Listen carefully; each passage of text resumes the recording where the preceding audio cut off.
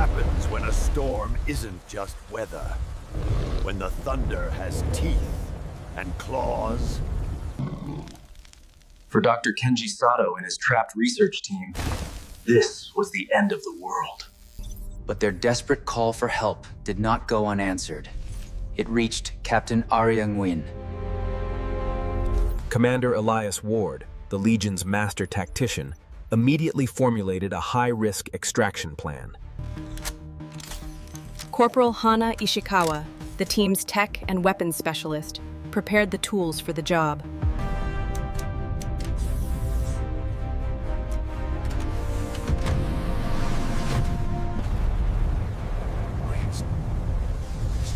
Mission, go. Flying over Isla Perdita, the scale of the destruction became terrifyingly clear. The Phoenix Legion made landfall. They were now in the Beast's territory. And the first sign of their target was bigger than any of them could have imagined.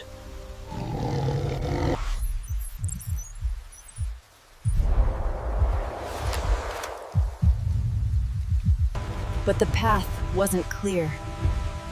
It was a graveyard of twisted metal and shattered hope. And they found something else. Something unnatural. The beast left more than just footprints. They saw it. A flickering light. The outpost. They were close. But getting close was the most dangerous part of all.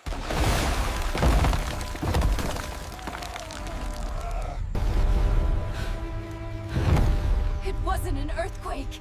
It was him. It was him. The Thunder Giganotosaurus.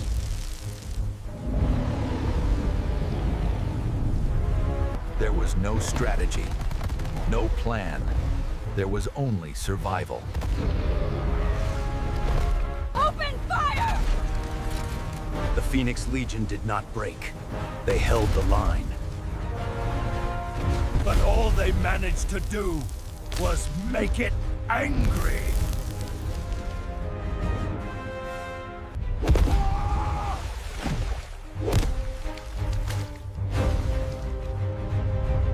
To be that close to such power was to understand true insignificance.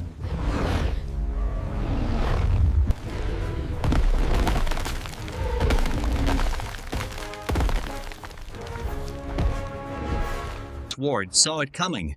He had 1/10 of a second to react.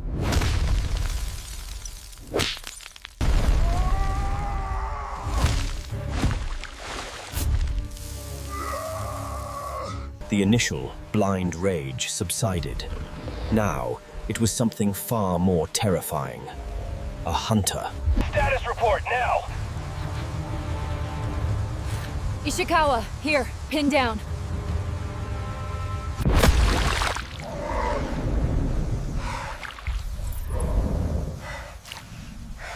They couldn't fight it. They couldn't beat it. But they still had a mission to complete. Forget the beast. We move on the objective. Use it as a distraction. But the hunter had found its prey. There is a moment of absolute silence when you know you are dead. This was that moment. But for the Phoenix Legion, death was just another obstacle. Corporal Hana Ishikawa saw her opening. She wasn't trying to kill it. She was trying to annoy it. But this creature's rage was a force of nature. It could not be redirected.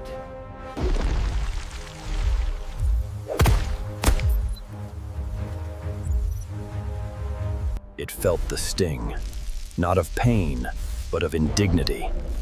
And it decided to end the game. This was no ordinary animal. It was a living, breathing thunderstorm. Hey, Mayday, this is Condor 1. We have a massive energy surge, I repeat, massive energy surge. Collision imminent. The beast's power was a weapon. But for Captain Aryang-Win, it was also a distraction. Ward, Ishikawa, on me! Move now! hunt had changed. The prey was no longer running scared. They were advancing. The beast's frustration solidified into purpose. It wasn't just chasing, it was herding. It used the environment as a weapon, turning their escape route into a dead end. This way. Through the rocks. They traded a monstrous hunter for the crushing dark. It was a choice made in seconds. But the beast was not giving up so easily. Inside the outpost, the survivors could only watch and pray. The cave was a tomb, but it was also a path, a secret entrance known only to the station's builders. Go, go, go!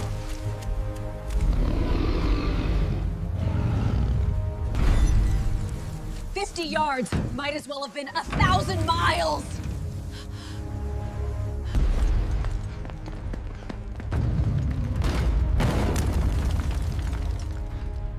Safety was an illusion, measured in inches of stressed metal. They weren't in a fortress, they were in a cage with a monster rattling the bars. Phoenix Legion? We thought we were dead. The day's not over, Doctor. The integration of the Storm Core was a mistake. We've created something uncontrollable. The beast was intelligent. It knew they were inside.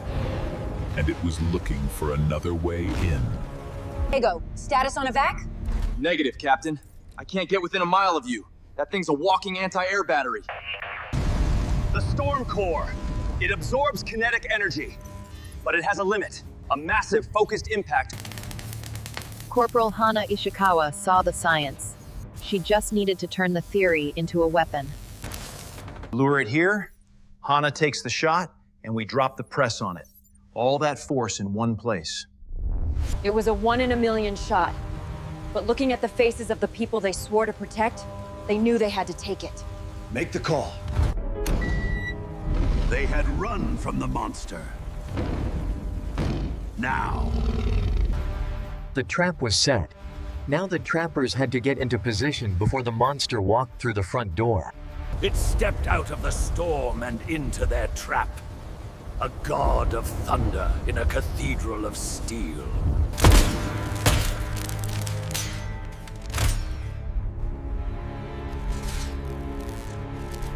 Elias Ward and Captain Arya Nguyen reached the controls.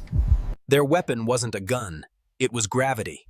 It was in, sniffing the air, sensing the trap.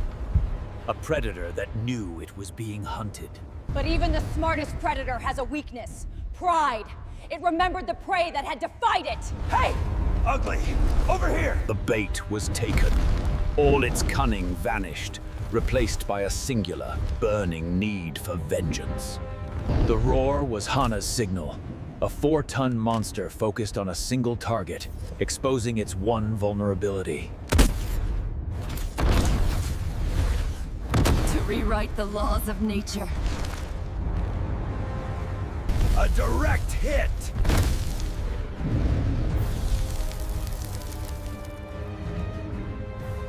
The energy had nowhere to go. The living battery was short-circuiting, and the fuse was about to blow. Now! On! 10 tons of precision-engineered, gravity-assisted justice. But the storm inside it was already passing, and it was beginning to understand the rain that was about to fall. It was a god of thunder, but even gods can be crushed. The kinetic overload Dr. Sato predicted. Delivered!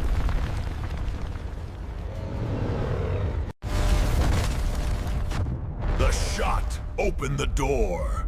The press kicked it in. Nothing.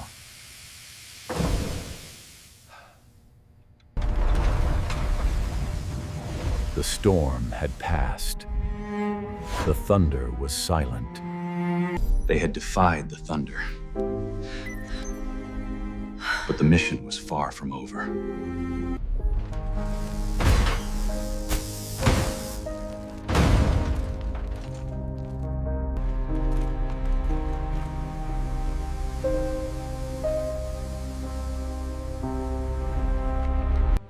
No electrical signature, no sign of life. The storm, for now, was over. Sato, it's down. It's over. We're coming to get you. But the man who created the monster knew its secrets. He knew this wasn't an ending. It was a pause.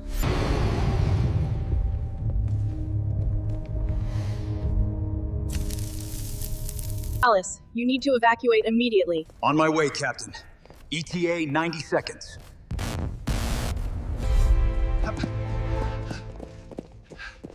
Stay together! Keep moving!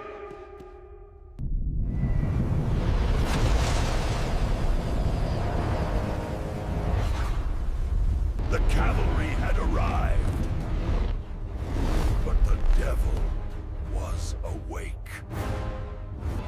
There is no victory. There is no escape.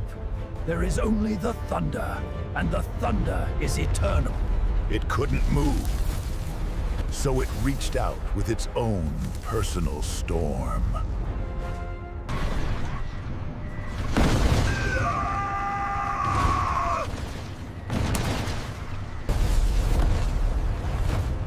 He dodged the heart of the storm, but he couldn't outrun the rain.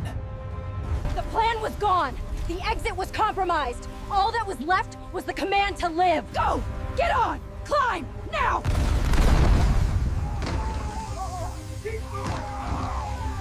Keep moving! And all the while, the devil below fought to break its chains. With her primary weapon dead, Corporal Hana Ishikawa held the line with nothing but courage and a pistol. Diego! Close it! The door to salvation was closing. They were out of the hangar, out of the tomb, but they were still on the island, and the storm was still alive behind them. Escape was one thing, survival was another. Down below, the prisoner was testing the strength of its cage. In a falling ship, there are no good options, only less fatal ones. Negative, Commander. The lightning strike fried the conduits. I have flight control or I have power, not both. And the cage was beginning to break. The mission had changed. Survival now required a sacrifice.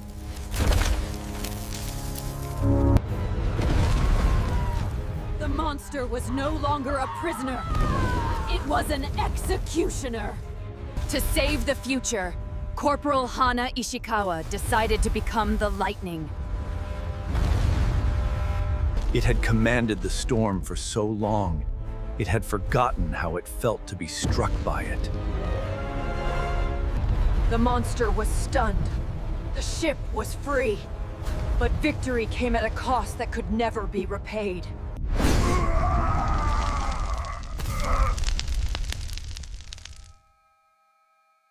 Flying. It was a missile, and its only guidance system was raw, untamed power. Even broken and burned, the monster's hatred was strong enough to reach for the stars. They had escaped the island, only to find themselves on the shore of a far more unforgiving ocean. From burning up was to start falling down.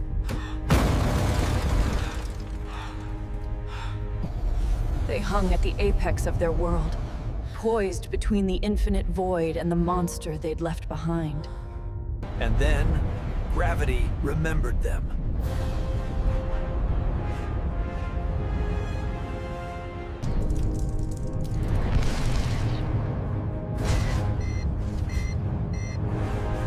Grab onto something, anything.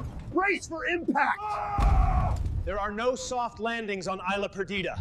The mission was to save a research team. Now, they'd be lucky to save themselves.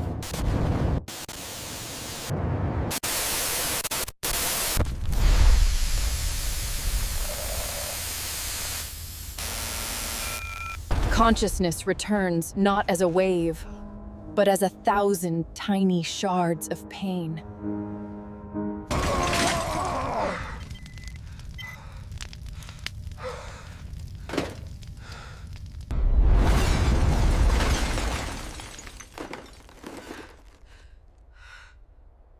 Monsters' hunting ground for a world that was just as eager to kill them. Warning, airborne contaminants detected. Just hold still. Even at the end of the world, a doctor's duty never ends. Their technology had failed them. Their weapons were gone. All that was left was what they could carry.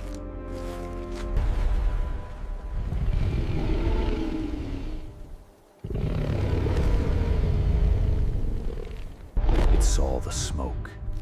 It heard crash. And it remembered the sting of their defiance. They were no longer soldiers. They were survivors. And their only mission now was to outrun the thunder. Listen up. We are not dying here. Grab a pack, grab the water, and get ready to move. We leave in 5 minutes.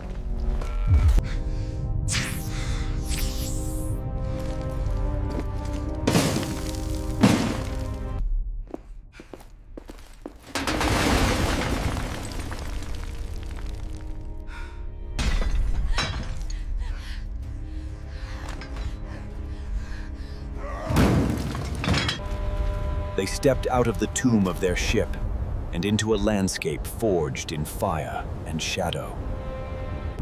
In a world without hope, a plan is the next best thing. And Commander Elias Ward always had a plan. You don't leave your people behind. Their journey had begun. A handful of souls against an entire world of teeth and stone. But the thunder was not idle. With every step the survivors took, the beast took 100. They couldn't see it. They couldn't hear it. I can smell it. It was a ghost on the wind. An impossible echo. Canyon! It's our only chance of breaking line of sight! Move! I'm coming. Keep going. It wasn't just following their trail. It was walking in their footsteps. This was not the sound of a beast. It was the sound of a verdict. And the sentence was death.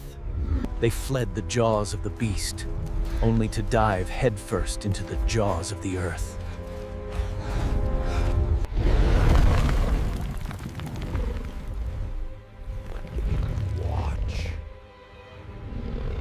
An intelligent hunter doesn't need to reach its prey.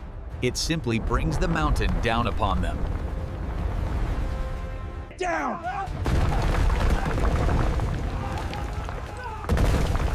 Look out, it's coming down! They had run out of ground. They had run out of luck. They had run out of time. The thunder of falling rock was the sound of their tomb being sealed. But the Phoenix Legion does not wait for death. They meet it head on. The soldiers saw a tomb. The scientists saw a clue. The vents. The outpost was built over geothermal vents for power. There should be an emergency exhaust port somewhere along. Hope was a 4-letter word spelled W-O-R-K.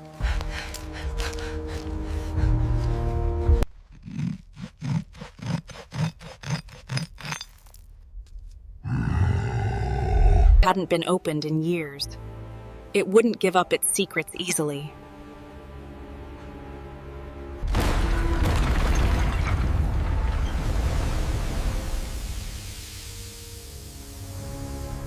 Above, the male hunter was growing impatient. The game of cat and mouse was over. The silence of the prey was wrong. And in its frustration, it decided that if it could not find its prey, it would simply destroy their sanctuary. They had escaped the tomb, but the god of that tomb was tearing it down from the outside. There was no going back! There was only the hope that deeper didn't mean deader! Move! Into the tunnel! Go! Faster! The temperature is rising too quickly. We have to keep moving. The creature's rage subsided, replaced by a cold, reptilian logic. In this place, even the walls were trying to kill them. Heat, steam, the scent of its prey. The hunter had found the source. Every escape route was just a longer, more complicated trap. Leadership is not the absence of fear. It's the first step taken in spite of it. Miles away, the thunder had arrived at the front door, and it began to knock.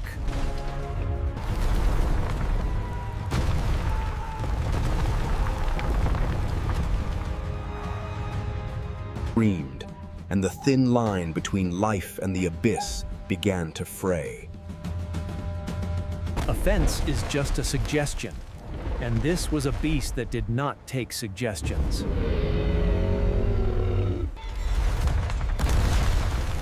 Every echo from above was a death sentence from below. In the face of collapse, there was only one command left. Forward! Leave the gear! Just move! Get across now! It was no longer hunting. It was demolishing. It followed the heat, the power, the very lifeblood of the mountain.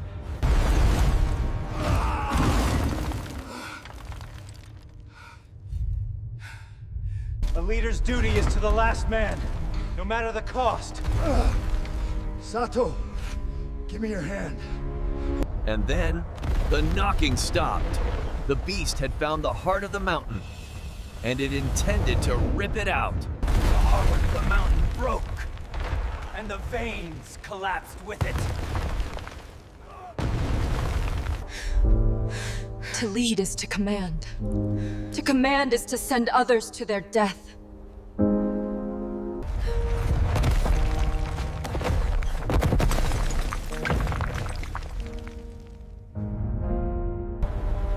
The only thing stronger than grief is duty. And her duty was to the living, not the dead.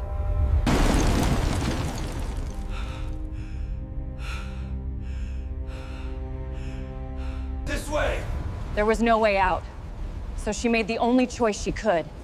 They would go deeper. They would go through. Their path led them to the core, a cathedral of power built to tame the volcano's heart.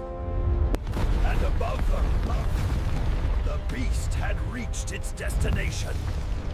It wasn't just destroying, It was a living battery, and it had just plugged itself into the side of a volcano. It's not just recharging, it's trying to trigger a chain reaction. A bioelectric bomb. How do you fight a bomb? You don't. You light the fuse yourself. If it wants power, we'll give it all of it. There was no escape! There was no victory! There was only one final, defiant act. She ran on a bridge of collapsing steel, with the roar of a dying sun at her back and the gaze of a vengeful god upon her. The beast swatted at the fly, not knowing the fly carried the fire that would burn down its world.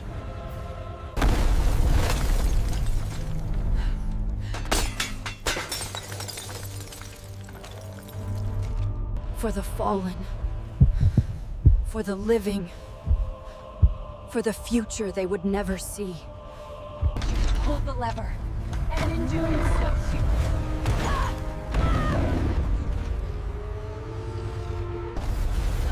It had come to drink from the river of power. Now, it would drown in the Phoenix Legion. Rising from the ashes, she had finally earned her name. The bomb that was meant to destroy the island became the fire that saved it.